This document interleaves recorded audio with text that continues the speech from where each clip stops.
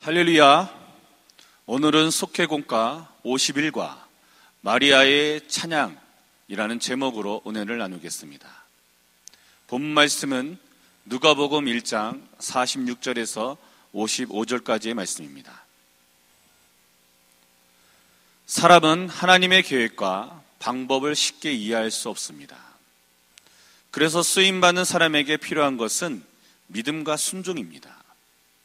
마리아도 처음에 가브리엘을 통해 예수님을 잉태할 것이라는 이야기를 들었을 때 쉽사리 믿을 수 없었습니다.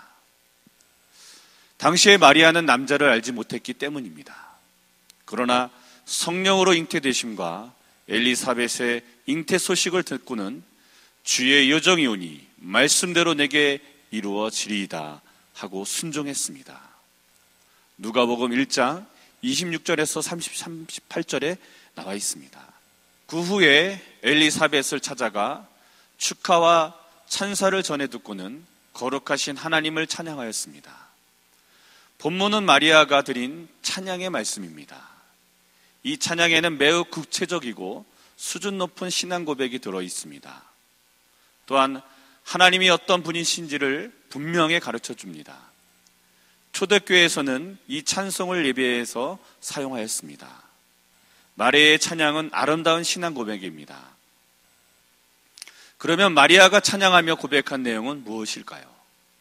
첫 번째로 48절에 비천한 자를 돌보시는 하나님을 찬양했습니다.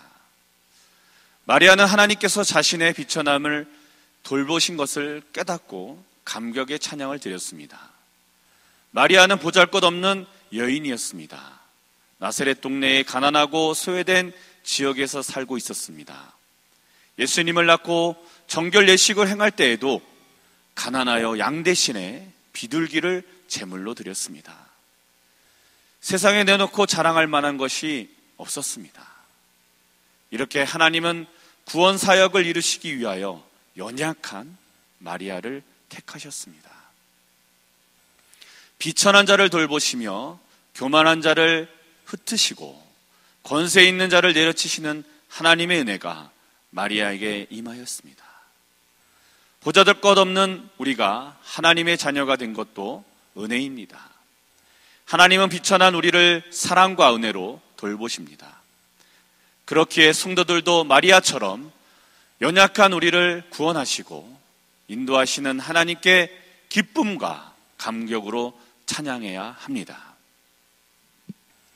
두 번째로 큰 일을 행하시는 능력의 하나님을 찬양했습니다. 49절에서 50절에 나와 있습니다. 마리아는 능하신 이가 큰 일을 내게 행하셨다 라고 고백하며 능력의 하나님을 찬양했습니다. 하나님이 일하시는 방법은 사람의 생각이나 상식으로 헤아릴 수 없습니다. 그는 언제든지 큰 일을 행할 수 있는 능력의 하나님이십니다. 그는 태초의 말씀으로 천지를 창조하셨습니다.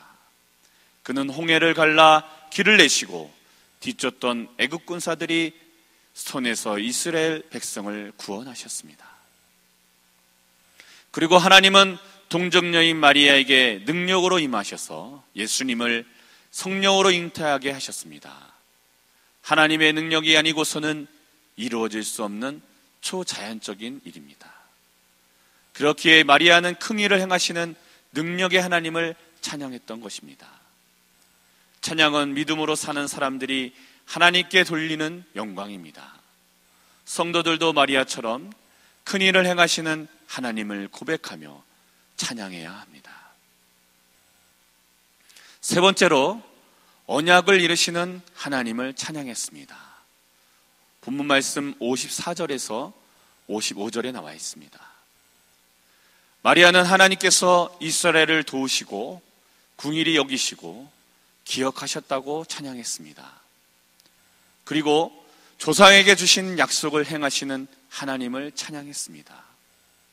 하나님은 신실하십니다. 신실하다는 이 말은 믿을 수 있고 진실하다라는 뜻입니다. 아브라함과 맺은 언약도 모세와 맺은 언약도 하나님은 신실하게 이루어 주셨습니다. 아브라함과 맺은 언약도, 모세와 맺은 언약도 하나님은 신실하게 이루어 주셨습니다. 하나님은 약속을 성실하게 이행하십니다. 마리아의 찬양도 약속하신 메시아를 보내주신 하나님을 찬양하는 것입니다. 이스라엘은 말라기 선지자 이후 하나님의 음성을 듣지 못했습니다. 그래서 하나님이 자신들을 버리고 기억하지 않으시는 것으로 생각했습니다. 그런데 하나님은 마리아를 통해 언약을 이루셨습니다. 그 신실하심은 오늘날 믿음을 가진 모든 이에게도 동일합니다. 그렇기에 성도들도 마리아처럼 언약을 이루시는 하나님을 찬양해야 합니다. 성도들도 마리아처럼 감당하기 어려운 하나님의 계획 앞에 설 수 있습니다. 하나님은 크신 능력으로 돌보시고 인도하시는 좋으신 분입니다. 모든 사람은 마리아처럼 하나님을 의지하면서 굳건한 믿음의 사람이 되어야 합니다. 하나님을 믿고 순종하는 사람이 하나님 앞에 귀하게 쓰임받습니다. 할렐루야.